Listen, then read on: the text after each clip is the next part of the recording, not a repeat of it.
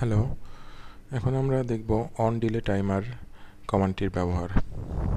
তো প্রথমে এখানে আমরা একটা এনো পুশ বাটন বা এটা ধরতে পারি স্টার্ট বাটন x1। এখন এখানে আমরা টাইমার কমান্ডটি নিব। তো এটা সিম্বল হচ্ছে জাস্ট আমাদের আউটপুট যে কয়েল ইউজ করি সেটি, এবং টাইমারের জন্য আমরা দেব T1 এবং টাইমারটি কত সেকেন্ডের জন্য আমরা অ্যাপ্লাই করব সেটা টাইমটা দিতে হবে, সেটা হচ্ছে কে দিয়ে। আমরা যদি 5 সেকেন্ড চাই তাহলে কে 50 দিতে হবে, 50 মানে 5 সেকেন্ড। তো এখানে ওকে করি, ওকে।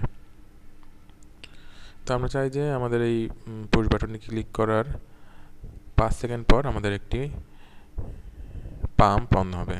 তো এখানে আমাদের আরেকটি এনো কন্ট্যাক্ট নিতে হবে, এটা টাইমারের এনো কন্ট্যাক্ট হবে।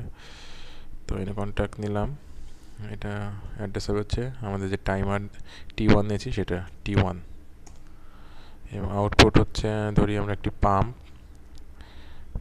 এটা আমরা ধরলাম যে Y1।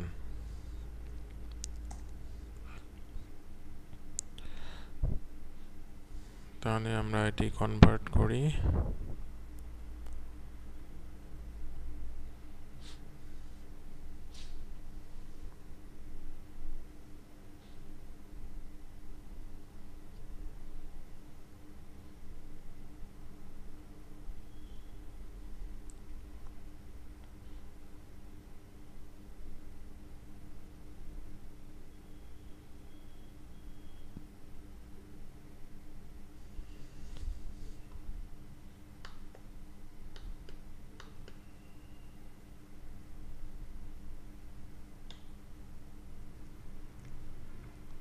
এখানে যদি আমরা x1 কে ফোর্স করি, ফোর্স অন,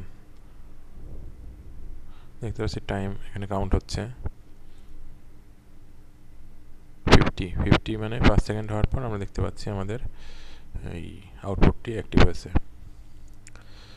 তার মানে আমরা এখানে যেই টাইম দেব সেই টাইম পর আমাদের টাইমারের অক্সিলারি কন্ট্যাক্ট এখানে যেমন T1 সেটি অ্যাক্টিভ হবে, এবং সেটি আমরা যেই আউটপুটকে অন করতে যাব সেটি আমরা এখানে যদি দিই তাহলে সেটি অন বা অ্যাক্টিভ হবে।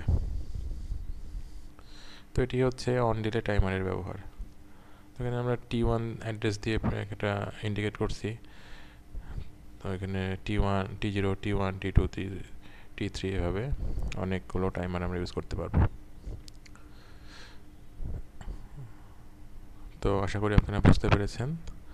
ধন্যবাদ।